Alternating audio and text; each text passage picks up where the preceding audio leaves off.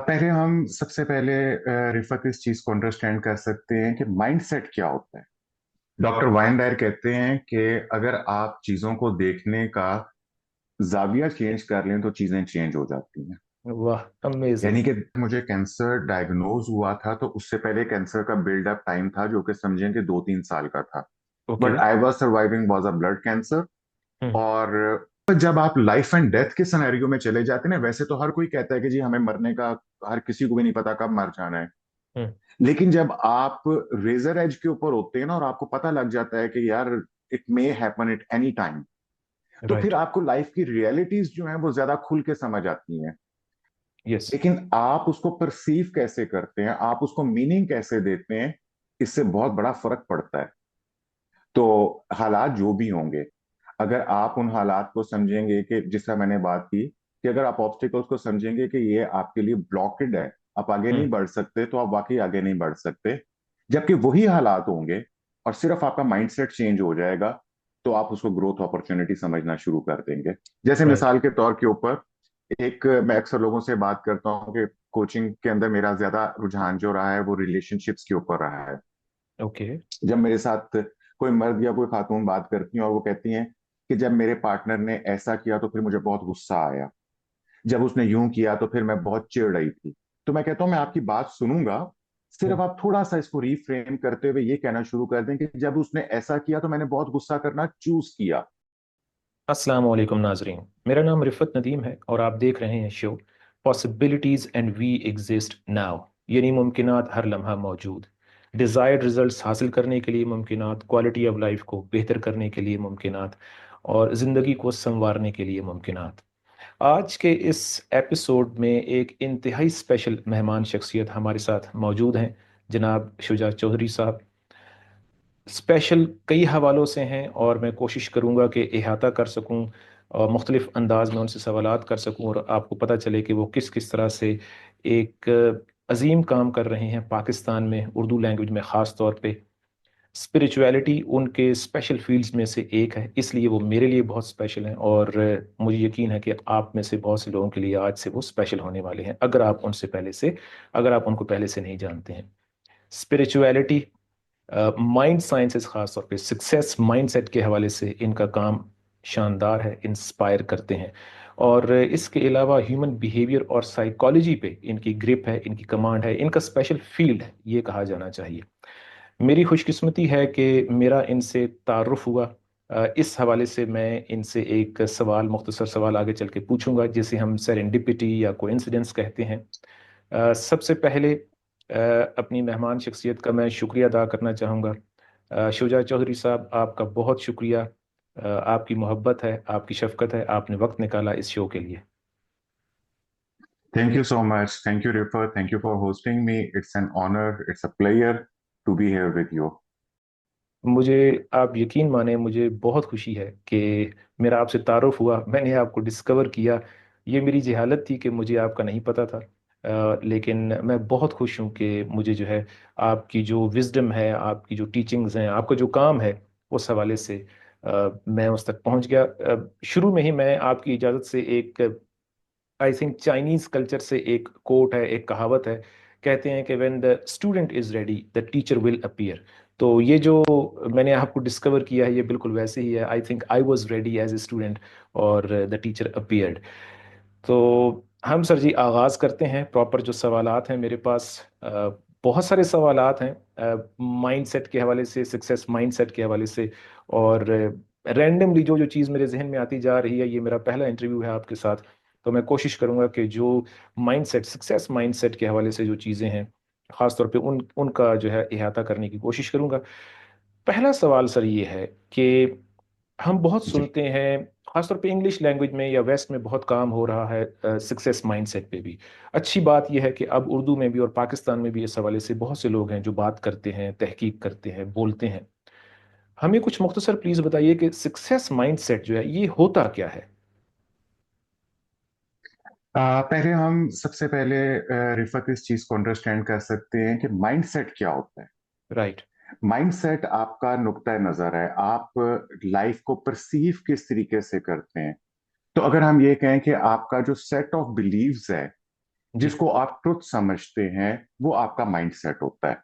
Right. जिस चीज को भी आप समझते हैं कि आप, कि if you think life is it's a dog eat dog world, कि यहाँ पे जिंदगी बहुत मुश्किल है, तो ये भी एक माइंड सेट है। और राइट। अगर आप ये समझते हैं कि अगर मैं स्ट्राइव करूंगा और मैं मेहनत करूंगा तो मैं अपनी सक्सेस को अचीव कर सकता हूं, तो ये भी एक माइंड सेट है। तो एग्जैक्टली। माइंड सेट जो है, जिस तरह कैरल डीवेट की किताब है द माइंड सेट, उसके अंदर वो हमें ये बताती है कि प्राइमरीली दो तरह के माइंड सेट हैं जो एग्जिस्ट करते हैं। एक फिक्स माइंड सेट होता है और एक ग्रोथ माइंड सेट होता है। राइट। Fix yes. माइंडसेट के लोग हैं वो ये समझते हैं कि उनके टैलेंट्स, उनकी एबिलिटीज, उनके अंदर जो कुछ भी है वो फिक्स्ड है और वो उसको इम्प्रूव नहीं कर सकते। राइट। और ग्रोथ माइंडसेट वाले लोग जो हैं वो ये समझते हैं कि अगर वो मेहनत करेंगे तो वो आगे बढ़ सकते हैं, उनके टैलेंट्स जो हैं वो लाइन इन द स्टोन नहीं है, बल्कि वो उनको बेहतर बना सकते हैं।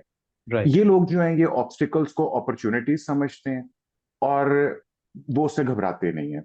राइट। तो success mindset is very close to growth mindset, कि राइट। जिसके अंदर आप इस बात को अंडरस्टैंड कर लेते हैं कि there are actually no obstacles, there are actually no failures. Failures right. Are learnings, obstacles are opportunities. तो राइट। मोटे तौर के ऊपर ये सक्सेस माइंडसेट है। हम इसे फोकस भी कह सकते हैं, रुझान या मिजाज भी कह सकते हैं एक बंदे का? ओ यस, बिल्कुल हम इसको कह सकते हैं, क्योंकि आपका माइंडसेट जो है ये आपकी पूरी लाइफ को कलर करता है। It is right. Just like, क्योंकि मैंने आपसे बताया कि it is actually set of beliefs. और सेट राइट। ऑफ बिलीव्स का मतलब ये होता है कि जिस तरह आप ग्लासेस पहनते हैं तो उसके बाद आपको वैसी ही हर चीज दिखाई देती है। तो आपने यस। जिस तरह का माइंडसेट अडॉप्ट कर लिया है, आपको पूरी लाइफ वैसे ही नजर आएगी। अगर आप रोज पिंक ग्लासेस के अंदर हैं तो आपको हर चीज रोजी नजर आएगी। और अगर आपने माइंडसेट ही ऐसा वियर कर लिया है कि जिससे आपको हर चीज जो है वो मुश्किल दिखाई देती है, आप हर चीज को ऑब्स्टिकल समझते हैं, आप रुकते हैं, आप थकते हैं, आप अपने आप को कसूरवार समझते हैं, और ये सब चीजें मिलाकर तो ये आपका नुक्ता नजर या आपका पर्सपेक्टिव अबाउट लाइफ बनाता है।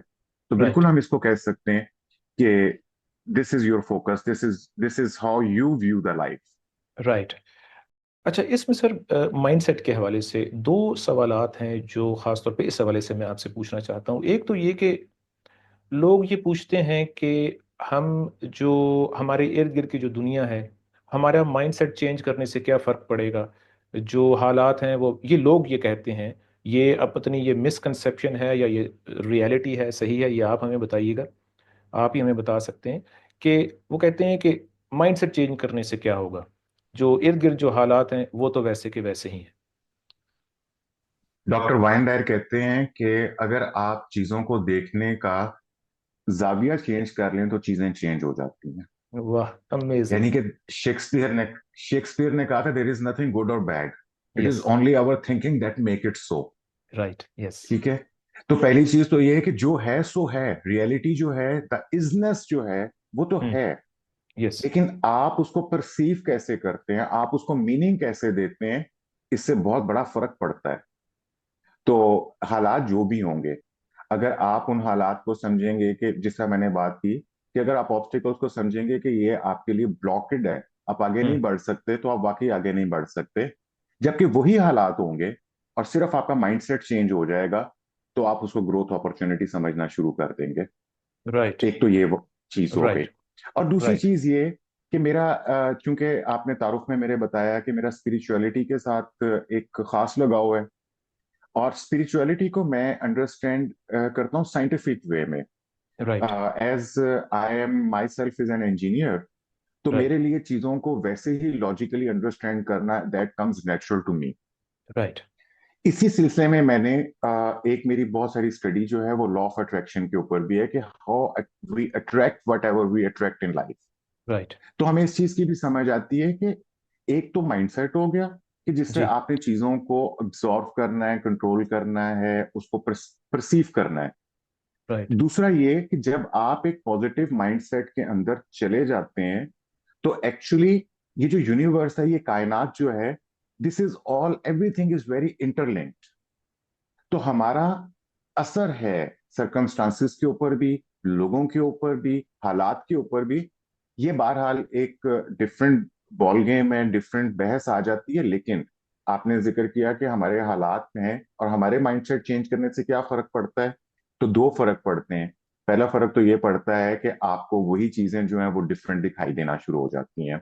राइट। और दूसरा फर्क ये पड़ता है कि आप इन चीजों के ऊपर असरअंदाज भी होते हैं। राइट। जिसे आपको हम। कैसे हालात मिलेंगे, हम्म। कैसे यानी। लोग मिलेंगे, कैसी अपॉर्चुनिटीज मिलेंगी, तो जी। इस पे भी आप असरअंदाज होते हैं। जी हाँ, जी। इसी इसी हवाले से अक्सर जो है मैं लोगों से ये डिस्कस करता हूँ कि देखें, एक ही शहर के अंदर, उसी शहर के अंदर फ़कीर भी है, बादशाह भी है, अनपढ़ लोग भी हैं और पढ़े लिखे लोग भी हैं, फाइनेंशली अमीर लोग भी हैं और फाइनेंशली गरीब लोग भी हैं, उसी शहर के अंदर, उसी गांव के अंदर, उसी मुल्क के अंदर, उसी इकोनॉमी के अंदर। तो इस, या तो सारे के सारे गरीब हों, या सारे के सारे अमीर हों, या सारे के सारे अनपढ़ हों, अगर इर्द गिर्द के हालात को ही हमने अहमियत देनी है। तो सर, आपके पास जब लोग आते हैं गाइडेंस के लिए, कोचिंग के लिए, कोई दो से तीन हमें मुख्तसर जो है वो टेक्निक्स बताइए जो आप समझते हैं कि मौसर साबित होती हैं, उनके दिल में घर कर जाती हैं, उनको हार्ड हिट करती हैं, उनको आप कन्विंस करने में कामयाब होते हैं, इस हवाले से, माइंडसेट की अहमियत के हवाले से। कोई हमारे व्यूअर्स के साथ एक या दो टेक्निक्स प्लीज शेयर कीजिए जो आप समझते हैं कि काफ़ी इफेक्टिव रही हैं आपके एक्सपीरियंस में। दो चीजें मैं आपको बताता हूँ जो मुझे लगता है कि जहां से मुझे ब्रेक थ्रू मिलता है। जी। एक चीज कहती है कि when I talk about the self talk, right. ठीक है, हमारे माइंड के अंदर चलने वाला चैटर जो है, साइकोलॉजी हमें ये बताती है कि हम आम हालात के अंदर जब हम परेशान नहीं होते तो नॉर्मल लाइफ के अंदर हम 60 to 80,000 थॉट्स पर डे हम लोग सोचते हैं, जिसके यस। अंदर से कुछ थॉट्स जो हैं वो कॉन्शियस होती हैं और उसमें से और बहुत सारी थॉट्स जो हैं वो हमारे सब कॉन्शियस के अंदर चल रही होती हैं और हम उनसे कॉन्शियस नहीं होते। और जब हम राइट। परेशान होते हैं या हाइपर थॉट के मोड में होते हैं तो ये थॉट्स जो हैं ये 1 लाख से ज्यादा हो जाती हैं। राइट। अच्छा, अब ये जो थॉट्स चल रही हैं हमारे अंदर, ये एक्चुअली हमारा एटीट्यूड डिटरमिन करती हैं। तो इनका पॉजिटिव होना जो है ये बहुत जरूरी होता है। जब मैं लोगों से बात करता हूँ और मैं उनसे ये पूछता हूँ कि what you have been talking to yourself, तो मुझे ये बात समझ आती है कि most of the time they are talking negative. They are right. Talking what is less in their life, what is wrong in their life, क्या गलत है, क्या कमी है मेरी जिंदगी में, और जिंदगी के जो मनफी पहलू हैं।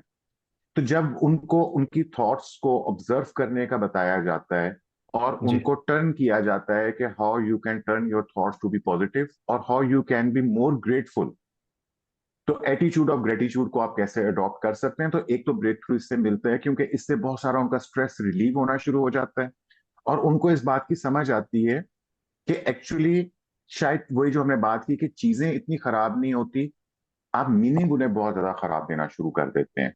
जैसे राइट। मिसाल के तौर के ऊपर, एक मैं अक्सर लोगों से बात करता हूँ कि कोचिंग के अंदर मेरा ज्यादा रुझान जो रहा है वो रिलेशनशिप्स के ऊपर रहा है। ओके। जब मेरे साथ कोई मर्द या कोई खातून बात करती हैं और वो कहती हैं कि जब मेरे पार्टनर ने ऐसा किया तो फिर मुझे बहुत गुस्सा आया, जब उसने यूं किया तो फिर मैं बहुत चिढ़ रही थी। तो मैं कहता हूं मैं आपकी बात सुनूंगा, सिर्फ आप थोड़ा सा इसको रीफ्रेम करते हुए ये कहना शुरू कर दें कि जब उसने ऐसा किया तो मैंने बहुत गुस्सा करना चूज किया, चूज किया। ओके। जब ऑलराइट। ऐसे ऐसे हुआ राइट। तो फिर मैंने बहुत चिढ़ना चूज किया। चूज किया। पहले तो वो ओके। बोलते हैं, शुरू करते हैं, लेकिन देन दिस दिस वर्ड, फिर वो कहते हैं कि सर मैंने कैसे चूज किया। तो मैंने कहा वाओ। अगर आपने चूज नहीं किया तो फिर तो ये और बहुत बड़ी वीकनेस है, यानी कि राइट। आपका रिमोट कंट्रोल जो है वो किसी और के हाथ में है, राइट। किसी ने आपको गुस्सा चढ़ा दिया। तो एक तो यहां से लोगों को एक ना कंट्रोल हासिल होना शुरू होता है कि अपने माइंड सेट को उन्होंने अपनी सेल्फ टॉक को कैसे कंट्रोल करना है। राइट। तो ये तो एक चीज है। अच्छा, दूसरी चीज, डॉक्टर डेविड हॉकिंस ने, इनकी एक किताब है पावर वर्सेस फोर्स, यस। इसके अंदर ये स्केल ऑफ कॉन्शियसनेस की बात करते हैं। ओके। ठीक है, और ये हमें ये चीज बताते हैं, मुख्तसरन मैं आपको बताता हूँ कि अगर इस तरह का एक स्केल है कि नीचे से लेके ऊपर तक एक स्केल बना हुआ है, 0 से लेके 1000 तक, जी। और मैं उसके दरमियान में एक लाइन लगा देता हूं, इसको हम कहते हैं न्यूट्रलिटी या जीरो लाइन कह देते हैं। ओके। तो हमें यह पता चलता है कि 80% ऑफ द पॉपुलेशन ग्लोबली वो जीरो लाइन से नीचे एग्जिस्ट करती है, जो कि नेगेटिव हाफ है। ओके। और 20% ऑफ पॉपुलेशन जो है वो पॉजिटिव हाफ के अंदर एग्जिस्ट करती है। 80% इज बिलो दैट? ठीक है, oh my God. 80% is below 80। The zero level. Okay. ठीक है, और बल्कि मैं इसको कई दफा रिलेट करता हूँ कि जो हमारी रिलीजियस तालीमात हैं, अगर आप सूरह असर के अंदर देखें तो कहता है कसम है यस। जमाने की कि यस। इंसान यस, खसारे में। खसारे में यस है। Yes yes, absolutely. मगर वो लोग, यस। ठीक है, वाह यानी कि थोड़े से लोग कि जनरली जमाना जो है वो खसारे में है, वाह लेकिन वाह वो वाह। लोग जो ईमान लाए, नेक अमल किए, जिन्होंने आपस में हक बात की ताकीद और सब्र की तलकीन की। अमेजिंग। ठीक है, अमेजिंग। यस। अच्छा, अब ये जो स्केल ऑफ कॉन्शियसनेस है, ये प्राइमरीली स्केल ऑफ इमोशंस भी है। ओके। ठीक है, और ये हमें ये बताता है कि जो इमोशन आप ज्यादा फील करेंगे, जिसको आप कह सकते हैं कि आपकी सिग्नेचर फीलिंग है, मिसाल के ओके। तौर के ऊपर आप पूरे दिन के अंदर अपर हाफ में लव में भी जाते हैं, जी आप जॉय में भी जाते हैं, लेकिन थोड़ी देर जाते हैं, और फिर जी। आप नीचे एंगर में चले जाते हैं, हेट में चले जाते हैं, हम्म। रिग्रेट में चले जाते हैं, विक्टिमाइजेशन में जाते हैं। तो इस तरह आप पूरे दिन में ऊपर नीचे ट्रेवल करते हैं, लेकिन आपकी एक एवरेज स्टेट भी तो बनेगी ना। सिग्नेचर फीलिंग, यानी वाह। ओके। आप फर्ज करें, सिग्नेचर फीलिंग भी तो आपकी बनेगी जी जी, ठीक कि हो गया। आपने 20% ऑफ टाइम जो है वो लव में और जॉय में गुजारा है, हम्म। लेकिन 80% टाइम आपने हेट के अंदर, एंग्जाइटी के अंदर, एंगर के अंदर, या नेगेटिव फीलिंग में। तो अल्टीमेटली आपकी जो सिग्नेचर फीलिंग, सिग्नेचर जो बनेगा वो नेगेटिव ही बनेगा। राइट। जो आपकी सिग्नेचर फीलिंग्स होती हैं वही आपकी लाइफ होती है। फॉर से कि यस। नेगेटिव हाफ के अंदर जो एवरेज लोगों की सिग्नेचर फीलिंग है वो एंगर है। ओके। अगर आप more of the time anger में रहेंगे तो आपको जो लोग मिलेंगे वो भी एंग्री होंगे, जो हम्म हालात होंगे वो भी आपको एंगर कन्वे करेंगे, हम्म। जो सर्कमस्टांसिस होंगे वो भी आपको एंगर कन्वे करेंगे। मिसाल के तौर के ऊपर आप बाजार चले जाएंगे तो आपको शॉपकीपर जो आपके साथ डील कर रहा होगा, कुछ ना कुछ आपके साथ ऐसा गलत होगा, कोई आपके पैसे ऊपर नीचे हो जाएंगे, चीज खराब हो जाएगी कि आपको गुस्सा आएगा। राइट। आपके कोलीग्स हैं, आपके बॉस हैं, आपके सिबलिंग्स हैं, आपके रिलेटिव्स हैं, उनके साथ आपका रिलेशनशिप एंग्री रिलेशनशिप होगा। हम्म। फाइनेंसिस के साथ आप एंगर में रहेंगे। राइट। यानी मैं कई दफा कहता हूं कि can you believe this thing कि there can be a happy car and there can be an angry car. Oh ठीक वाह। है, अब हैप्पी कार का मतलब ये नहीं है कि वो हैप्पी कार जो है वो कोई होंडा सिविक होगी, या वो होंडाई, वो ऑडी होगी, या कुछ होगी। ओके। एक मेहरान जो है वो एक हैप्पी कार भी हो सकती है, हाँ। और एक होंडा सिविक एक एंग्री भी हो सकती है। वो आपको कन्वे क्या कर रही है? अगर आप ओके। होंडा सिविक के अंदर बैठ के परेशान है, हम्म उसका पेट्रोल पूरा नहीं कर सकते, तो वो आपको एंगर कन्वे कर रही है। हम्म। लेकिन अगर आपके पास मेहरान है, कल्टस है, और उसमें आप अपनी बीवी के साथ, अपने दोस्तों बहन भाइयों के साथ आप याशी कर रहे हैं, घूम रहे हैं, खुश हो रहे हैं, तो वही कार जो है वो एक हैप्पी कार हो जाएगी। तो ये राइट। आपकी जो डॉक्टर डेविड हॉकिंस का जो स्केल ऑफ कॉन्शियसनेस है, जब मैं इसको ड्रॉ करता हूँ लोगों के सामने जी। और मैं उनको रिलेट करके बताता हूँ, और उनको ये अंदाजा होता है कि आप पूरे दिन के अंदर कितने पॉजिटिव इमोशंस में कितने टाइम रहे हैं और नेगेटिव इमोशंस में आप कितने टाइम रहे हैं, तो राइट। मैं उनको ये कहता हूँ कि जिस तरह आपको बुखार हो जाता है ना, तो आप थर्मामीटर से आप अपना टेम्परेचर चेक करते हैं कई दफा दिन में। जी। इसी तरह ही आपको कई दफा दिन में इनर फीलिंग्स चेक करनी है। How hmm. I am feeling, how I am feeling, मैं इस वक्त पॉजिटिव हूं या नेगेटिव हूं, पॉजिटिव हूं या नेगेटिव हूं। तो आपको पता चलता है कि ये कोई कोइंसिडेंस नहीं है कि 80% लोग जो है वो नेगेटिव हाफ में है, क्योंकि 80-90% वो पूरे दिन के अंदर रहते ही नेगेटिव इमोशंस में है। और मजे की बात रिफत इसमें यह है कि जो मुझे सबसे ज्यादा, जो लोगों जो चैलेंजिंग होती है ना चीज समझानी, वो ये होती है कि your thoughts and your emotions, इन्हें आप मैनेज कर सकते हैं। इमोशंस ऑटो के ऊपर नहीं आते, थॉट्स ऑटो के ऊपर नहीं होते, राइट। आपको इसका कंट्रोल हासिल करना है। राइट। पावर जिस ऑफ तरह मैंने चॉइस। आपको बताया कि yes. I choose to be angry, yes. अगर फलां फलां ऐसे ऐसे करता है, तो अगर आप कहते हैं ना मुझे गुस्सा आ जाता है, तो इसका मतलब है कि आप, क्या आपने ऊपर कोई कंट्रोल नहीं है। हम्म। हाँ, आपने गुस्सा करना चूज किया है तो दिस इज योर चॉइस। फिर उसके पॉजिटिव या नेगेटिव जो कुछ भी होगा वो आपकी अपनी रिस्पॉन्सिबिलिटी है देन। राइट।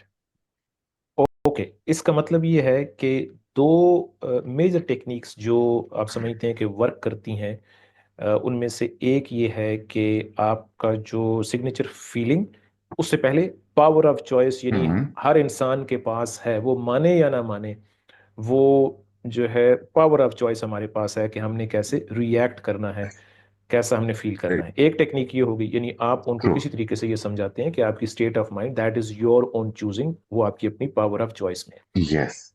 दूसरी चीज यस। जो आप समझते हैं कि मौसर है, वो है सिग्नेचर फीलिंग, यानी वो प्रेडोमिनेंटली या ज्यादातर अक्सर एक दिन के अंदर किस किस्म की फीलिंग्स वो सोचते हैं, उसमें फिर लॉ ऑफ अट्रैक्शन आ जाता है। यहाँ पे मैं आपकी पर्सनल जर्नी की तरफ आता हूँ, जो कि बहुत इंपॉर्टेंट हम्म। सेगमेंट होगा इस कॉन्वर्सेशन का। लेकिन उससे पहले मुख्तसर प्लीज मुझे बताइए, अ, मेरे लिए बड़ा ये एक डायलेमा है कि द लॉ ऑफ अट्रैक्शन जब हम लोगों को समझाते हैं या उनसे जब हम डिस्कस करते हैं, बल्कि कई दफ़ा तो ऐसा होता है कि ऐसा क्रिटिसिज्म या ऐसा सिनिसिज्म आता है कि फिर वो लॉ ऑफ अट्रैक्शन को हम, मतलब उसका जिक्र ही हम नहीं करते। आप कैसे इसको लेकर चलते हैं, कैसे अपनी ऑडियंसेस को, अपने क्लाइंट्स को, कैसे आप द लॉ ऑफ अट्रैक्शन का आप उनको कैसे फिनोमिनन समझाते हैं कि भाई ये एक चीज़ है जो हर वक्त जो है ना कार फरमा है? आप सही कह रहे हैं कि बहुत सारे लोग ऐसे होते हैं कि जो इस चीज को बिल्कुल अंडरस्टैंड करते नहीं है और करना चाहते भी नहीं है। जी। तो मैं उनसे ये कहता हूँ कि कुछ चीजें हैं जो बुनियादी तौर के ऊपर, देखो कुछ ऐसी बातें होती हैं जिनको आपने एज अ ट्रुथ एक्सेप्ट करना होता है। कि मिसाल के तौर के ऊपर अगर मैं आपसे ये कहता हूँ कि थॉट्स जो हैं उनमें पावर होती है, इलेक्ट्रोमैग्नेटिक एनर्जी होती है। यस। अगर आप मुझसे ये कहेंगे कि जी प्रूव करके दिखाओ, तो मैं कहूंगा आई एम सॉरी, मैं प्रूव नहीं कर सकता। हम्म। क्योंकि इसके लिए बहुत आपको लैब टेस्ट करने की जरूरत है, बहुत यस। सेंसिटिव किस्म का इक्विपमेंट होगा। और हम्म। फिर भी हो सकता है कि ये बात प्रूव, क्योंकि साइंस अभी इन्फेंसी के अंदर है, हम्म। कि अभी भी वो मेडिटेशन के इफेक्ट्स और थॉट्स के इफेक्ट्स को बहुत माइन्यूटली जो है वो अभी तक उसको जिसे कहते हैं कि वो स्केल कर सकें। राइट। तो आपने इस बिलीफ से आगे चलना है। तो मैं कहता हूं कि law of attraction is a belief.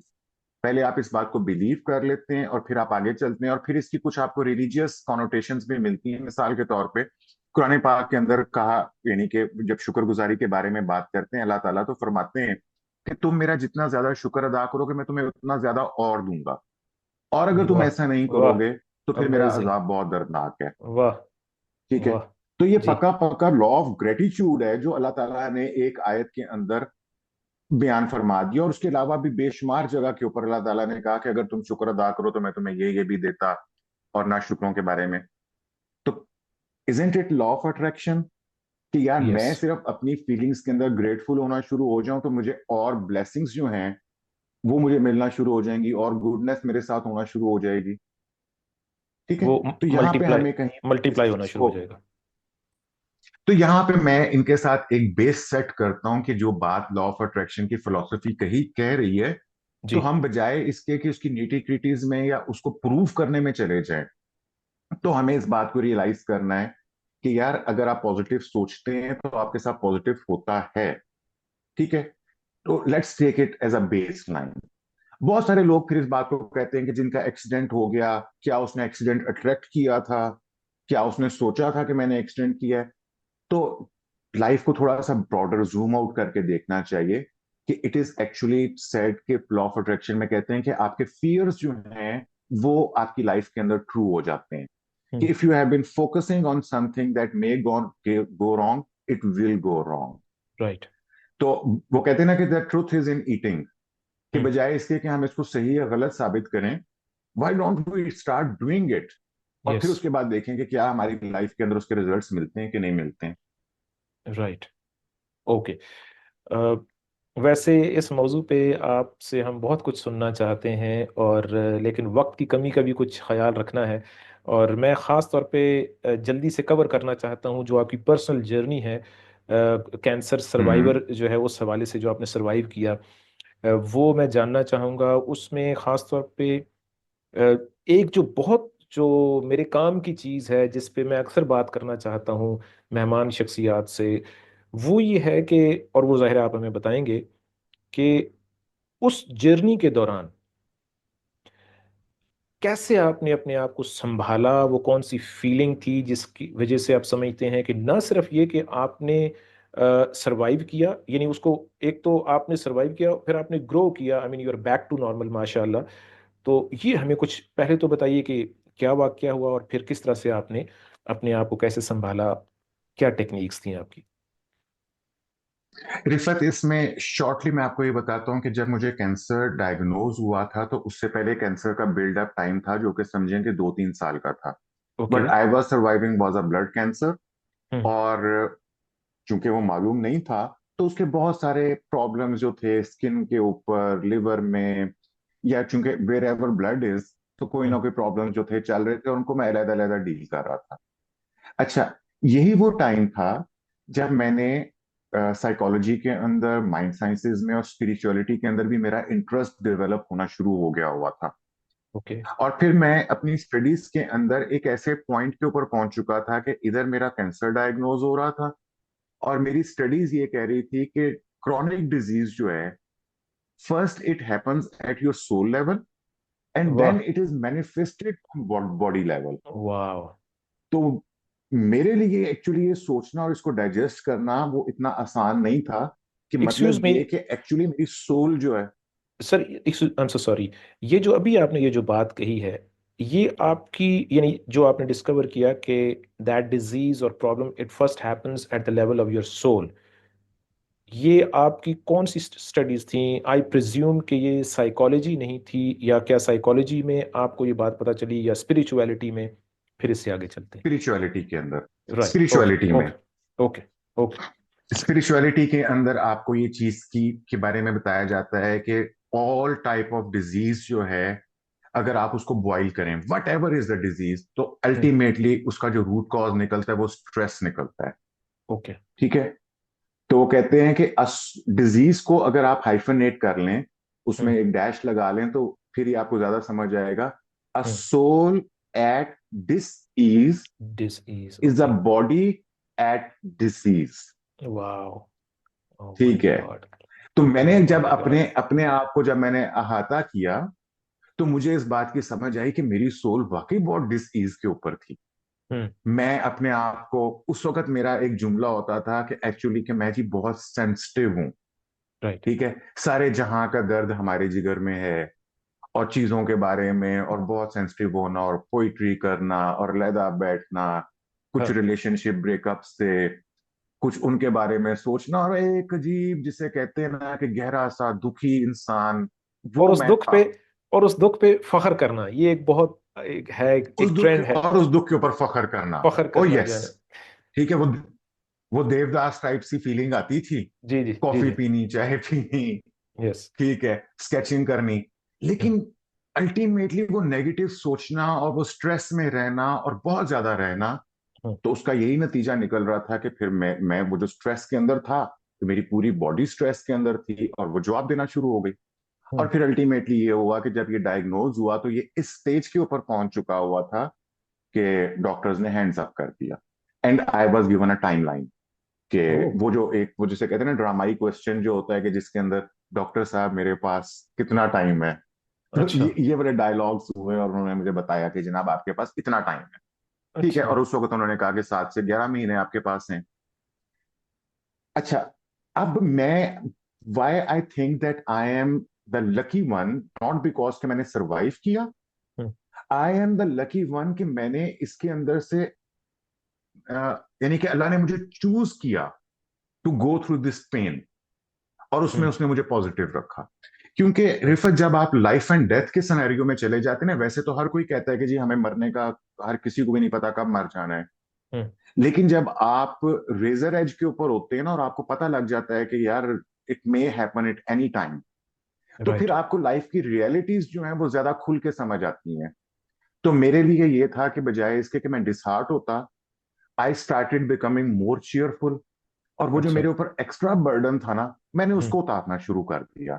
I started right. Being loving to everyone. मैंने अपने रिलेशनशिप्स बेहतर करने शुरू कर दिए, लोगों के साथ चीयरफुल होने लग गया। और दूसरी तरफ this spirituality that was telling me, और मेरी जो स्टडीज थी वो मुझे ये बता रही थी कि ये कि थॉट्स को आप खुद मैनेज कर सकते हैं, इमोशंस को खुद मैनेज करना है, आपने डी स्ट्रेस होना है। मुझे हम्म। मेडिटेशन के बारे में पता चला। फिर मैंने ओके। मेडिटेशन करनी शुरू कर दी। और हम्म। फिर मैं इसको रेगुलरली, यानी कि I was very much involve in these type of practices, क्योंकि दवाइयां जो थी वो तो मेरे लिए खत्म हो चुकी हुई थी। ओके। तो फिर जब मैंने इन प्रैक्टिसेस के अंदर सूर्य रहमान के ऊपर मेडिटेशन करना, ब्रेथ वर्क के ऊपर मेडिटेशन करना, डीप फोकस करना, रिलेशनशिप को बेहतर रखना, तो मेरे लिए मिरेकल ये हुआ कि मैं उस वक्त ये कहता था कि जिस तरह आप एक हेलीकॉप्टर के अंदर बैठे होते हैं ना, आपके पास जी। बहुत सारी गेजेस लगी हुई होती हैं सामने। जी। तो मेरे जितनी गेजेस थी ना, या वो सारी एक तरफ इधर गई हुई थी, या सारी इधर गई हुई थी। यानी ओके। कोई मेरे पैरामीटर जो थे वो अपनी जगह के ऊपर नहीं थे, कोई वैल्यूज मेरी ब्लड की कह लो या हेल्थ की। लेकिन जब फिर मैंने ये प्रैक्टिसेस करनी शुरू की, तो वो जो गेजेस थी उनके अंदर हल्की हल्की सी मूवमेंट स्टार्ट हो गई, उनकी राइट। निडल्स मूव करने लग गई। वाह। और फिर मुझे एक्चुअली वाह। समझ आ गई कि okay, this is my way. वाह। और फिर मैं अमेजिंग। ये कहता हूँ कि नाइस। मेरी लाइफ के अंदर एक्चुअली ट्रांसफॉर्मेशन हुई, कि बिफोर इसके मेरी लाइफ और थी, I was a different personality, और इसके बाद I was a different personality. Right. तो ये तकरीबन आपको, आपने मेडिटेशन का जिक्र किया और भी कुछ टेक्निक्स का, आपने ब्रेथ वर्क का आपने जिक्र किया। जब आपने ये टेक्निक्स प्रैक्टिकली अप्लाई करना शुरू की, तो आप क्या समझते हैं कि टोटल आपको कितना टाइम लगा वो जो डेंजर जोन था उससे बाहर आने में, इस बीमारी के हवाले से? आ, अगर मैं इसको टोटल टाइम कहूं तो वो तो शायद 2-3 साल का टाइम लगा होगा, कि जब मेरे ऊपर मुझे लगा कि अब थ्रेट खत्म हो गया है। ओके। क्योंकि क्योंकि वैल्यूज जो थी वो यकदम तो ठीक नहीं हुई थी। ठीक। लेकिन जिस तरह डॉक्टर्स को ने जवाब दे दिया था, मैंने आपको ये बताया, तो जी। उस वक्त जिस तरह से मैं डिटेरियोरेट कर रहा था, पहले तो हम्म। उसमें स्टेबिलिटी आना शुरू हो गई। यस। फिर वो मुझे अपना ब्लड ट्रांसफ्यूजन्स करवाने पड़ते थे, उसके दरमियान में गैप बढ़ना शुरू हो गया। पहले ओके। मुझे तकरीबन एवरी 10 डेज जो है वो ब्लड वर्क करवाना पड़ रहा था। ओके। ठीक है। वो 7-8 दिनों के बाद जो है फिर जरूरत पेश आ जाती थी कि ब्लड निकलवाओ, नया डलवाओ। तो हम्म। उस वक्त मैं ये कहता था कि वो एक शेर था, वो कहता है कि उसका पहला मिसरा जो है वो तो रिलेटेड नहीं है, लेकिन दूसरा है। वो कहता है कि हम्म। तेरा तेरा हुस्न जमाल लै बैठा, रंग गोरा गुलाब लै बैठा, किन्नी पी लई है ते किन्नी रह गई है, सानू एहो हिसाब लै बैठा। तो सानू उस वेले ए हिसाब सी कि किन्नियां बोतलां लग गईयां ने ते किन्नियां रह ठीक। गईयां ने, ठीक। सानू एहो हिसाब लै बैठा। ठीक हो गया। तो ओके। वो भी एक फेस था जिंदगी का। हम्म। लेकिन फिर ये है कि वो 10 डेज से वो 15 डेज में आ गया, फिर वो 1 मंथ के ऊपर चला गया, फिर 2 मंथ्स पे, 3 मंथ्स पे। तो फिर ये होते होते तकरीबन 2-3 साल लगे, जिसके अंदर फिर मैं वापस अपनी सिचुएशन के अंदर, जिसके अंदर मुझे लगा कि now I am in safe zone. Okay. Uh, हमें कुछ मेडिटेशन के बारे में बताइए कि आप मेडिटेशन कैसे करते हैं। और अगर फर्ज करें आज से कोई बंदा मेडिटेशन आपको सुनने के बाद शुरू करना चाहता है, may be that person is completely healthy physically speaking, may be that person is physically not healthy, तो मेडिटेशन एक बिगिनर के लिए, और खासतौर और साथ में कुछ ब्रेथ वर्क का भी हमें कुछ बताइए कि वो किस तरह से उसका आगाज करना चाहिए, फिर उसको एडवांस्ड स्टेजेस पे कैसे लेके जाया जा सकता है। देखें, जब हम मेडिटेशन करना कहते हैं ना, तो ऐसे लगता है जैसे मुझे कुछ पता नहीं कहाँ जाना है और क्या करना है। ओके। जबकि ट्रू फॉर्म के अंदर मेडिटेशन जो है वो absolutely doing nothing is a meditation. Right. ठीक है। कि when you are absolutely doing nothing nothing. Okay. And you want to be now and here. Now right. And here का मतलब क्या है? कि आपका जो माइंड है, it should not be in the past, it should not okay. Be in the future, it should be very much here and now. ठीक है। तो राइट। कहते हैं कि जो हमारा माइंड जो है ना, it is trying to, always trying to be something. Hmm. You are trying to be more productive, you are trying to be more smart, being more intelligent, being healthy। Be के साथ आप कुछ ना कुछ लगाते हैं कि I am yes. Trying to be something. Yes. Be के साथ जो कुछ है उसको खत्म कर दें। Okay. Just be. Just be. Okay. Just be. Okay. Just be. ठीक है। राइट। तो इसके लिए जो बिगनर्स हैं, अगर मैं उनसे बात करता हूं, तो सबसे आसान काम है, और इसकी जितनी ये आसानी और सिंप्लिसिटी है ना, इसी जी। से इनको लोगों को लगता है कि इससे क्या फायदा होगा, लेकिन it's a wonderful thing meditation करना। बल्कि हर रिलीजन के अंदर सॉर्ट ऑफ मेडिटेशन जो है वो उसके करिकुलम का हिस्सा बना दी गई है। कि जिस तरह राइट। हमारे एज अ मुस्लिम हमारे रिलीजन के अंदर नमाज जो है, जी। It's a sort of meditation. ठीक है ना। तो मेडिटेशन की इतनी अहमियत है कि हर रिलीजन का हिस्सा है। बहरहाल अगर हम इसको स्पिरिचुअलिटी, चूंकि नॉन रिलीजियस है, तो let's not confuse it with religion. Sit somewhere, खामोशी के साथ बैठ जाएं and okay. Start focusing on your breathing. नाक राइट। से सांस अंदर जा रहा है, it is going inside, it is going in your belly, staying there for a while, and it is coming out. आपने अपनी पूरी अवेयरनेस जो है वो आपने अपने नाव के ऊपर अपने ब्रीदिंग पे रखनी है। इससे क्या होता है, इससे जो आपका माइंड का चैटर है, जो मैंने आपसे कहा था कि हम 70-80 हजार थॉट सोचते हैं, तो उसके दरमियान में गैप डेवलप होना शुरू हो जाता है। ओके। ये जो गैप है, यही सारी वो चीज है जो कि मेडिटेशन का एसेंस है, जो कि राइट। आपको डी स्ट्रेस करता है, आपको नाव के अंदर लेकर आता है। क्योंकि आपका जो स्ट्रेस है ना, वो देखा जाए तो वो, आपने कोई वजन तो उठाया नहीं हुआ, वो स्ट्रेस जी। कहां से आता है? वो आपकी ओ थॉट्स माय की गॉड। वजह से आता है, ओ अनमैनेज गॉड। थॉट्स की वजह से। ओह प्लीज प्लीज, ठीक है। यहाँ पे रहिए please, I am so sorry. आपने हम्म। यानी स्ट्रेस को, मैंने ये इससे पहले ये चीज़ कहीं नहीं सुनी। मैंने कुछ बुक्स मैंने पढ़ी हैं स्ट्रेस को मैनेज करने के हम्म। हवाले से, कुछ लोगों, बहुत सारे लोगों को सुना है। स्ट्रेस को समझने का एक आसान तरीन तरीका ये हो सकता है कि आपने यानी फिजिकली, जिस्मानी तौर पे आपने कोई वजन नहीं उठाया हुआ, फिर भी आप दबाव में हैं। दिस इज तो स्ट्रेस, दिस इज स्ट्रेस, ठीक राइट। है। Oh my god. जी सर, प्लीज कंटिन्यू रखें आप। तो जब आपने मेडिटेशन करनी शुरू की, तो आपको मुश्किल क्यों आएगी? मुश्किल ये आएगी क्योंकि आपका जो माइंड है वो अनटेम्ड है। हम्म। उसको किसी के अंडर कंट्रोल होने की, यहाँ पे मैं आपको एक, यानी कि कहता हूं, मैं अक्सर लोगों से एक बात पूछता हूँ कि माइंड के अंदर, आपके हर किसी के अंदर एक सेल्फ टॉक चल रही होती है। तो मैं yes. Sometime I ask them, is it you who is thinking, और is it your mind that is thinking? People get confused कि राइट। क्या मतलब मैं और मेरा माइंड एक ही तो बात है। हम्म। मैं कहता हूँ no, they are two different thing. जब आप कहते हैं मेरा माइंड, हम्म। ठीक है, तो इसका मतलब है कि you are something and you have a mind. You are not your mind. जब आप कहते हैं कि ये मेरा मोबाइल है, जी। तो इसका मतलब है you are someone and you have a mobile. Right. This is my yes. Hand, this is my mobile, this is my mind. तो इसका मतलब है कि there is you, the true you, हाँ। And there is your mind. ठीक right. है। अब आपका माइंड जो है ना, वो ओवर द इयर्स जब आपने इसको कंट्रोल नहीं किया, तो ये आपको कंट्रोल करना शुरू कर देता है।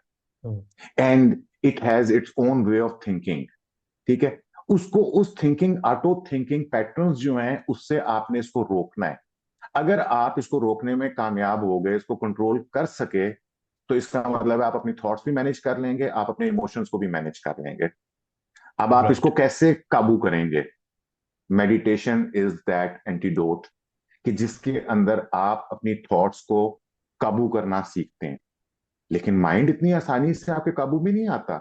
जब हम्म। आप मेडिटेशन करना शुरू करते हैं, मैंने आपसे कहा कि आप एक सांस लें, आप दूसरा सांस लें, मेरा ख्याल है तीसरे सांस तक आप भूल चुके होंगे कि मैं सांस ले रहा था।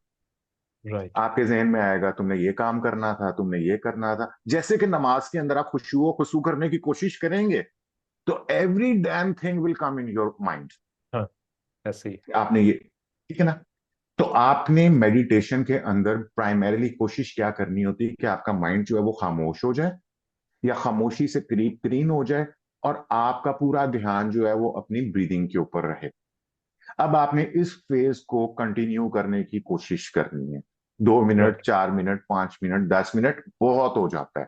यानी कि राइट। बिगिनर्स के लिए 5 minutes meditation at a time अगर वो कर लेते हैं, तो इट्स अ वंडरफुल थिंग। तो राइट। शुरू में मुश्किल होता है, लेकिन विद प्रैक्टिस, और फिर जब आप इसकी प्रैक्टिस करना शुरू कर देते हैं ना, तो फिर एक्चुअली आपको समझ आती है कि आप कितने डी स्ट्रेस होने लग गए हैं, आपके मूड्स अच्छे होने लग गए हैं, आपकी हेल्थ बेहतर होना शुरू हो जाएगी। यानी whole lot of miracles will start happening with you. तो ये बुनियादी स्टार्टिंग है मेडिटेशन की। शुजा चौधरी साहब, हम बात कर रहे थे मेडिटेशन के हवाले से, और ब्रेथ वर्क जो है उसके हवाले से भी आपने हमें बताया, और ख़ास तौर पे आपने फोकस के हवाले से कि हमने फोकस कैसे करना है या रिलैक्स्ड कैसे रहना है। ये जो मेडिटेशन के दौरान जो अभी आपने हमें बताई हैं टेक्निक्स रिलैक्स्ड होने की और फोकस करने की, ये थोड़ा सा क्लियर कीजिए कि क्या ये कोई कॉन्ट्राडिक्टरी चीज़ है या it goes hand in hand, कि हमने फोकस्ड भी रहना है किसी चीज़ पे, फोकस्ड रहना भी है या नहीं, अव्वल तो ये प्लीज़ क्लियर कीजिए। और दूसरा ये है कि रिलैक्स्ड रहने के हवाले से फिजिकली रिलैक्स्ड रहना या मेंटली रिलैक्स्ड रहना, इस पे हमें कुछ बताइए कि ये दो चीज़ें कैसे हम कर सकते हैं, ज़रूरी भी हैं या नहीं। अच्छा देखें, जहां तक हमने मेडिटेशन की बात की उसके अंदर मैंने आपको बताया कि आप अपनी ब्रीदिंग के ऊपर फोकस करते हैं। जी। यहाँ पे मैं आपको और थोड़ा सा बेहतर बता देता हूँ कि मेडिटेशन की प्राइमरीली दो फॉर्म्स होती हैं। एक को आप बोलते हैं कि centred attention, centred focused meditation, okay. और दूसरे को आप बोलते हैं ओपन फोकस मेडिटेशन। ओके। ठीक है। मकसद दोनों का एक होता है लेकिन तरीका बिल्कुल फर्क है इससे में। ऑलराइट। दोनों के तरीके ये हैं कि आपने माइंड के चैटर को कंट्रोल करना है और आपने नाउ एंड हेयर के अंदर अपने आप को अवेलेबल करना है ताकि आप अपने माइंड को डी स्ट्रेस कर सकें, और उससे आपकी बॉडी भी डी स्ट्रेस होगी, और आप डी स्ट्रेस होंगे तो आपकी हेल्थ बेहतर हो जाएगी, एंड एवरी गुडनेस हैपन्स जब आप डी स्ट्रेस हो जाते हैं। सेंटर्ड अटेंशन फोकस मेडिटेशन जो है वो ये है कि आप किसी एक चीज के ऊपर फोकस करते हैं। जैसे कि आपने कोई तस्वीरों में देखा होगा कि लोग शमा जलाकर, मोमबत्ती जलाकर, तो उसके शोले के ऊपर गौर करने की कोशिश कर रहे होते हैं, कमरा अंधेरा करके। तो वो भी सिर्फ एक चीज पे फोकस कर रहे होते हैं। और सबसे आसान तरीका जो मैंने आपको बताया, जो आप कहीं पे कहीं भी कर सकते हैं, वो है अपनी ब्रीदिंग के ऊपर आपने फोकस करना है। ये तो राइट। हो गया सेंटर्ड फोकस मेडिटेशन का तरीका। ओके। और जो ओपन फोकस्ड होता है, जिसको आप माइंडफुलनेस कहते हैं, वो ये होता है कि आपने अपनी फाइव सेंसेस जो हैं उन्हें एनहांस करने की कोशिश करनी है। मिसाल के तौर पे आपने कोशिश करना है कि आप कितनी आवाजें सुन सकते हैं, आप अपनी बॉडी के ऊपर क्या फील कर रहे हैं, टेम्परेचर क्या फील कर रहे हैं, हवा का प्रेशर कहाँ कैसा फील कर रहे हैं। आप कहीं पे बैठे हुए हैं तो जिस जगह पे आप बैठे हुए हैं वो आपकी स्किन को कैसे फील हो रहा है, पाँव कैसे फील हो रहे हैं, आप कितना टेस्ट कर सकते हैं, आप क्या कुछ देख सकते हैं। तो मतलब ये है कि आप अपने माहौल के साथ अपनी पूरी की पूरी फाइव सेंसेस को एनहांस करने की कोशिश करते हैं। इसको माइंडफुलनेस कहते हैं। ओके। दोनों चीजों के अंदर, दोनों तरीके की मेडिटेशन के अंदर आपका जो माइंड है, जो उसकी थॉट स्ट्रीम है, जो ऑटोमेटिक थॉट्स हैं, उसके अंदर ब्रेक आ जाता है। राइट। तो ये दोनों तरीकों से आप मेडिटेशन करते हैं। ठीक है। अब आ गया राइट। बॉडी को रिलैक्स करना। वो एक अगला स्टेप है कि आप अपनी बॉडी को कैसे रिलैक्स करते हैं। एक तो वही है कि आप उसको डी स्ट्रेस कैसे कर लेते हैं, लाइक के आप अपने लूज कपड़े पहनते हैं, बैठे हैं आराम से। फिर इसके आगे प्रोग्रेसिव मसल रिलैक्सेशन की टेक्निक्स हैं कि जिसमें आप पाँव से शुरू करके अपने सर तक जो है वो फेज बाय फेज आप ऊपर जाते हैं, और आप एक एक एरिया को रिलैक्स करते जाते हैं, तो आपके सारे मसल्स जो हैं वो रिलैक्स हो जाते हैं। तो this is how you relax your body. और ये भी बड़ी इफेक्टिव टेक्निक है।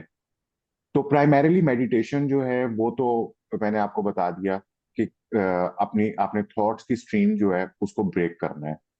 और फिर अगर आपने, यानी कि जब आप डी स्ट्रेस हो जाते हैं तो सिर्फ आपका माइंड डी स्ट्रेस नहीं होता, अल्टीमेटली आपकी पूरी बॉडी डी स्ट्रेस होती है और आपकी लाइफ जो है वो डी स्ट्रेस हो जाती है। ओके।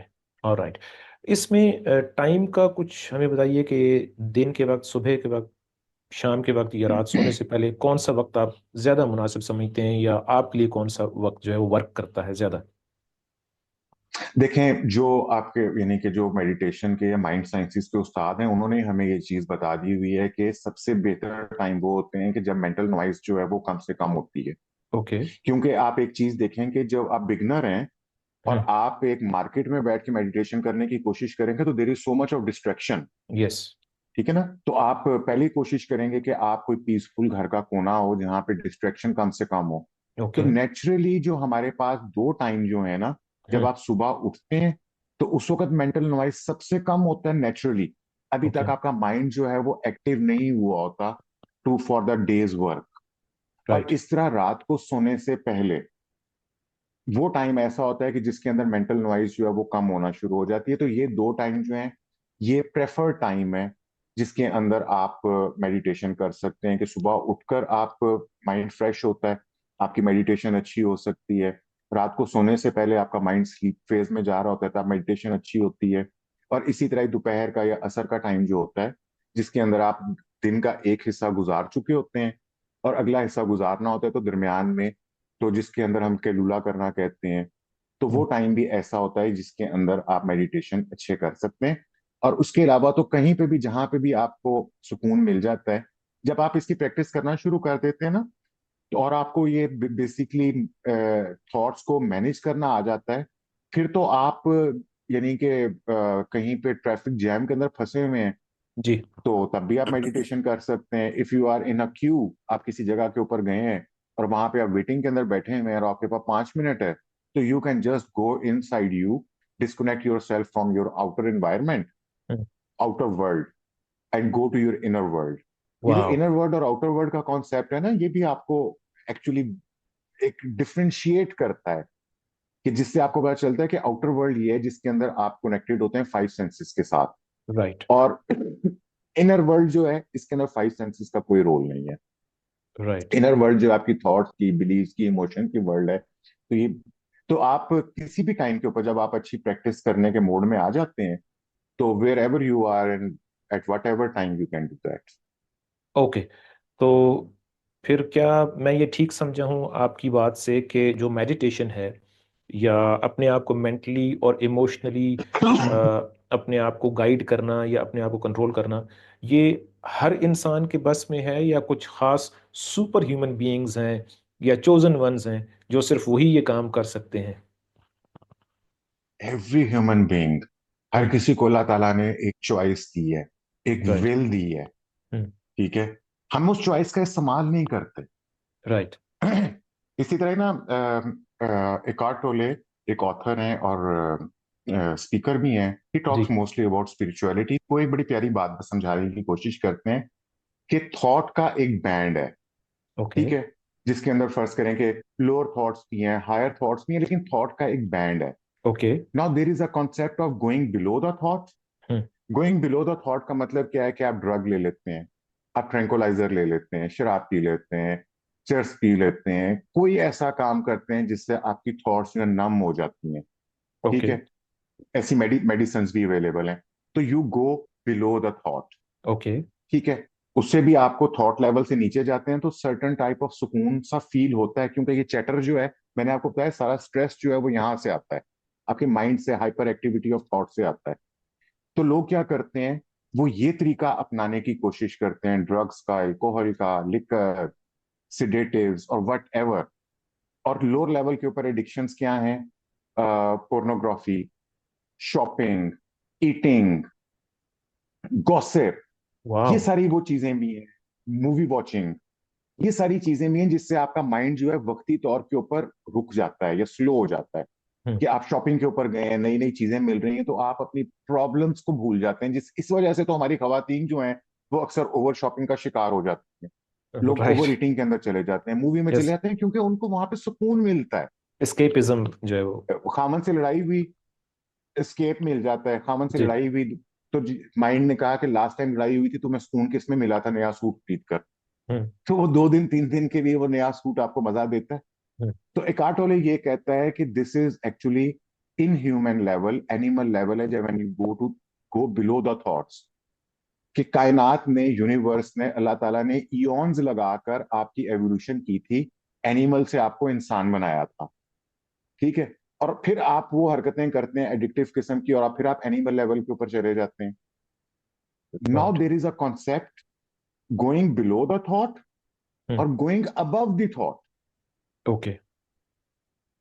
ठीक है, तो जब गोइंग आप अबव द मेडिटेशन थॉट। करते ओके। हैं, going above the thoughts, okay. कि जो थॉट की डोमेन है आप उससे ऊपर जाएं, बजाय इसके कि आप उससे नीचे जाएं। ओके। तो उससे भी आपको सुकून मिलता है when you go above the thought level. तो मेडिटेशन आपको हेल्प करती है to go above the thought level. तो जैसे जैसे आपका माइंड जो है उसके अंदर चैटर कम हो जाता है और आपको अपनी थॉट्स को मैनेज करना आ जाता है, then actually you start knowing this thing कि कौन सी एसेंशियल थॉट्स हैं और कौन सी अनएसेंशियल, नॉन एसेंशियल थॉट्स, क्या सोचना चाहिए, क्या नहीं सोचना चाहिए। और फिर हमें इस बात का साइंस, हमें साइकोलॉजी हमें ये बात बताती है कि जो आपकी फीलिंग्स हैं, सैडनेस है, एंगर है, हैप्पीनेस है, जॉय है, ब्लिस और whatever are your feelings, ये आती कहाँ से हैं?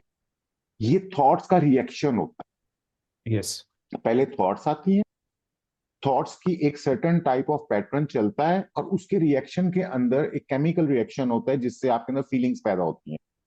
तो अगर आपको थॉट्स मैनेज करना आ जाए, तो इसका मतलब है आपको फीलिंग्स मैनेज करना आ गई।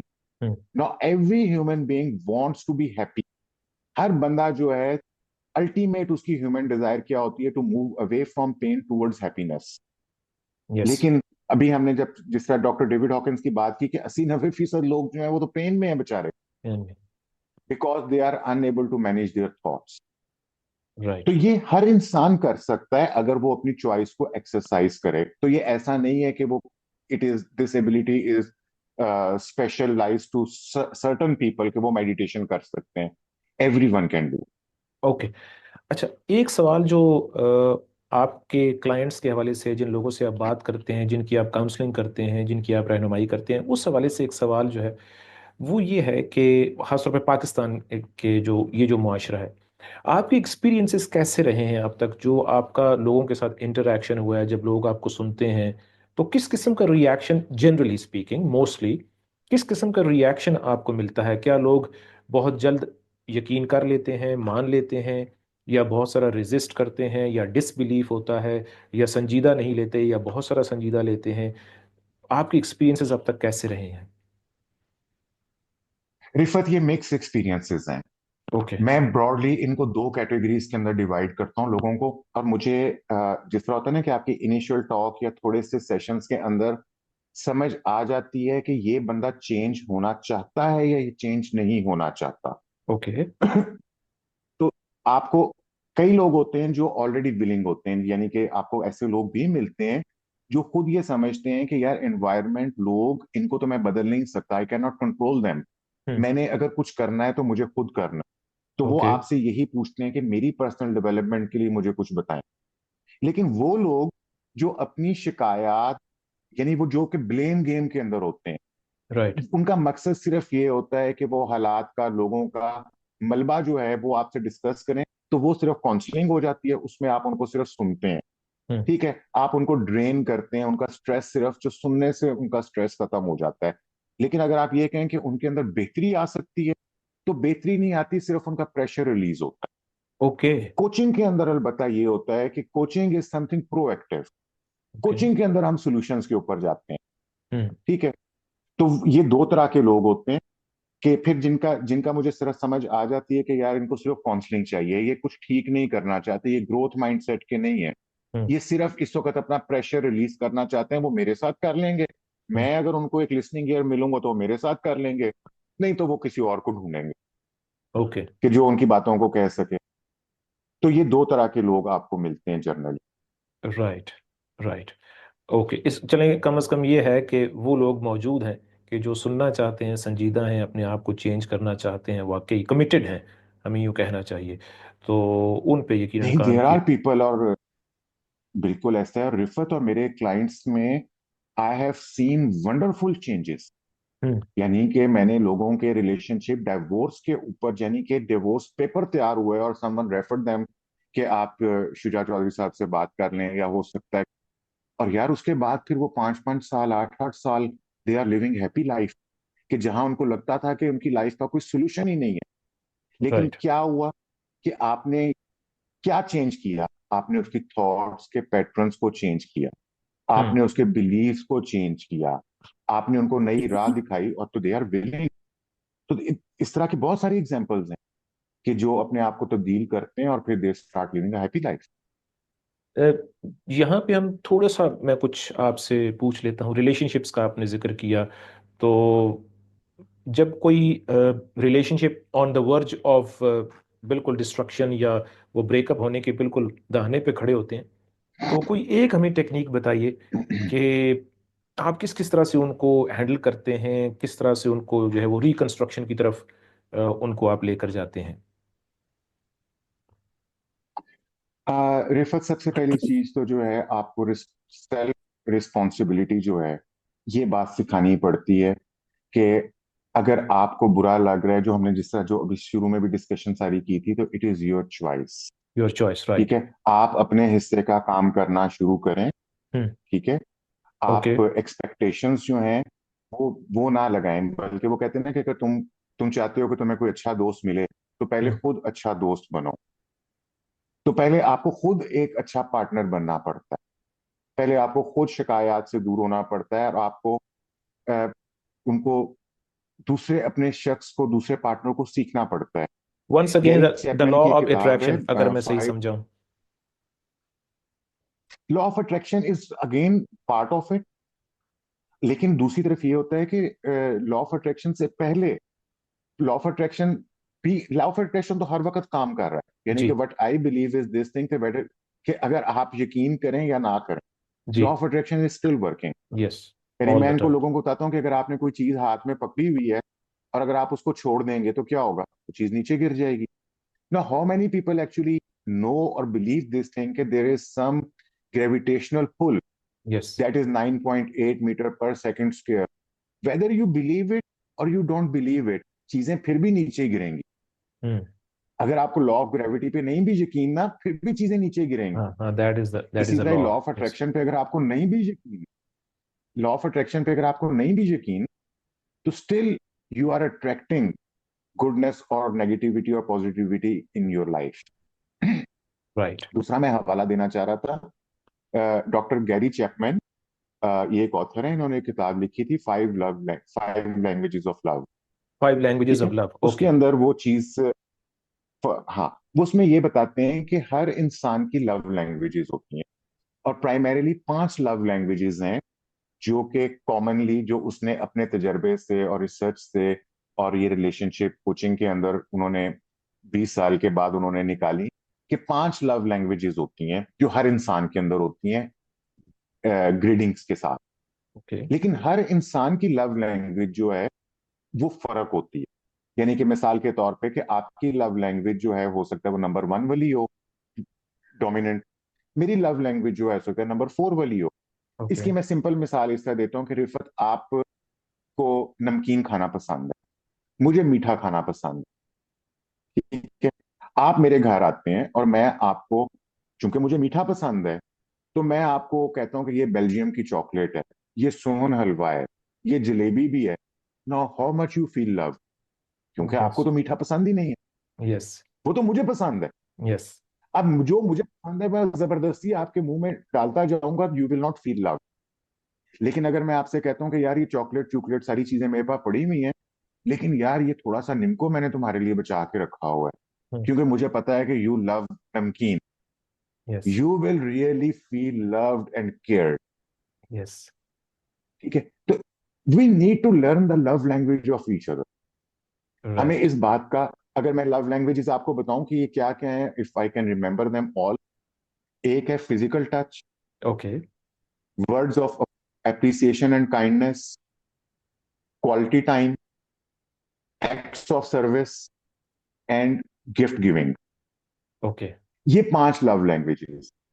अगर राइट। किसी खातून की लव लैंग्वेज जो है क्वालिटी टाइम है, उसको चाहिए कि वो ये कहती है कि मेरा हस्बैंड मेरे पास, यानी मैं आपको इसकी एक एग्जांपल देता हूँ। मेरी एक क्लाइंट थी, वो मुझे कहती है कि ये देखें सर, ये दुबई से आए हैं और मेरे लिए हार लेकर आए हैं, ओके। और मुझे कहते हैं कि तुम खुश नहीं हो के तुमने दिखाया, हम्म। मैं तुम्हारे लिए 1.5 लाख रुपए का हार लेकर आया हूँ। ओके। कहती है सर मैं उसको कैसे बताऊं कि मुझे 1.5 लाख का हार नहीं चाहिए, मुझे तुम्हारा 1.5 घंटा चाहिए। क्योंकि ओके। उसकी लव लैंग्वेज गिफ्ट नहीं है, उसकी लव लैंग्वेज क्वालिटी टाइम है। राइट। आप उसको टाइम देंगे तो शी विल फील लव। हम्म। हो सकता है कि उसके हस्बैंड की लव लैंग्वेज गिफ्ट हो, तो वो राइट। उसके लिए 1.5 लाख का हार लेकर आ गया, लेकिन she didn't feel love. Right. तो एक ये चीज रिलेशनशिप के अंदर, when I teach them about love languages, hmm. तो इससे भी इनको काफी ब्रेक थ्रू मिलते हैं। राइट। बुक्स का जिक्र करते हुए आपने बुक का जिक्र किया, मैं इस बुक को ज़रूर चेकआउट करूँगा। और अब हम बढ़ते हैं इस इंटरव्यू की आखिरी स्टेजेस की तरफ। और इसमें दो सवालात मैं आपसे पूछना चाहता हूँ। एक तो मुझे ये बताइए कि ये जो अ, मेरी आपसे जो मुलाकात हुई है, पता नहीं मुझे इसे किस तरह से कहना चाहिए कि मेरी आपसे मुलाकात हुई है, मतलब I am a student of course, तो जो मैंने आपको डिस्कवर किया, जिस तरह से जो है मेरा आपसे रब्ता हुआ, और ये कायनात में कौन सी कुव्वतें हैं जो कार फरमा हैं, जिनकी वजह से इस तरह से होता है। मसलन मैं इसको थोड़ा सा एक्सप्लेन करता हूँ आपकी इजाज़त से, कि कोई और बंदा जो माइंड साइंसेज में इंटरेस्टेड नहीं है, स्पिरिचुअलिटी में इंटरेस्टेड नहीं है, साइकोलॉजी में इंटरेस्टेड नहीं है, सक्सेस माइंडसेट में इंटरेस्टेड नहीं है, या जो इस तरह के लोगों को ढूंढ नहीं रहा होता, वो हो सकता है आपको, या उसके साथ अगर कोई प्रॉब्लम्स नहीं है, वो किसी लाइफ कोच को नहीं ढूंढ रहा, तो हो सकता है वो आपको डिस्कवर ना कर सके या आप जैसे लोगों को डिस्कवर ना कर सके। मैं चूंकि इन चीज़ों को ढूंढ रहा होता हूँ और डीपली इंटरेस्टेड हूँ इन चीज़ों में, तो मुझे जो है वो, मुझे आपका किसी ने नहीं बताया, वो ऑनलाइन वर्ल्ड का भला हो, इंटरनेट का भला हो, कि मुझे आपका पता चला। ये क्या मामला है, कुछ इसको प्लीज एक्सप्लेन कीजिए। इकबाल का एक शेर है, कुन हम जिन्स बा हम जिन्स परवाज, कबूतर बा कबूतर, बाज बा बाज। तो जो हम लोगों की जो इमोशंस हैं, हमारी थॉट्स हैं ना, दे आर फ्रीक्वेंसीज। राइट। अगर हम लॉ ऑफ अट्रैक्शन की बात करते हैं या स्पिरिचुअलिटी की बात करते हैं, तो लॉ ऑफ अट्रैक्शन कहता है कि like attracts like, same frequencies attract same frequencies. Right. तो जब आप उस डोमेन में आ जाते हैं, तो एक्चुअली आप उनके साथ वाइब्रेट करना शुरू कर देते हैं। आप उनके साथ जिसे कहते हैं ना कि मैग्नेटिज्म से एक डेवलप हो जाता है। जब आप उस डोमेन के अंदर आ जाते हैं, तो फिर आपको जो है वो लाइक माइंडेड लोग जो हैं वो अट्रैक्ट होना शुरू हो जाते हैं। और ये तो बिल्कुल इसी तरीके से है जिस तरह इंटरनेट के अंदर या यूट्यूब का एल्गोरिदम भी है। आप जिस किस्म की मूवीज ज्यादा या क्लिप्स देखेंगे, आपको वो यस। वही सजेस्ट करना शुरू कर देता है। यस, तो वो उसका, सेम रूल जो है वो वो उसका अपना लॉ ऑफ ओवरऑल अट्रैक्शन है जो कि काम कर रहा है, वो एल्गोरिदम जो है। आई विश कि वो उसका उसको लॉ ऑफ अट्रैक्शन का नाम दे दे, तो बहुत सारे लोगों के लिए आसानी हो जाएगी। आसानी हो जाएगी। जी। तो same same it is like that कि जब हम ये जो हमारी फ्रीक्वेंसीज हैं, थॉट्स की फ्रीक्वेंसीज हैं, यस। तो ये भी फ्रीक्वेंसीज हैं। तो इन राइट। फ्रीक्वेंसीज से हम एक दूसरे को अट्रैक्ट करते हैं।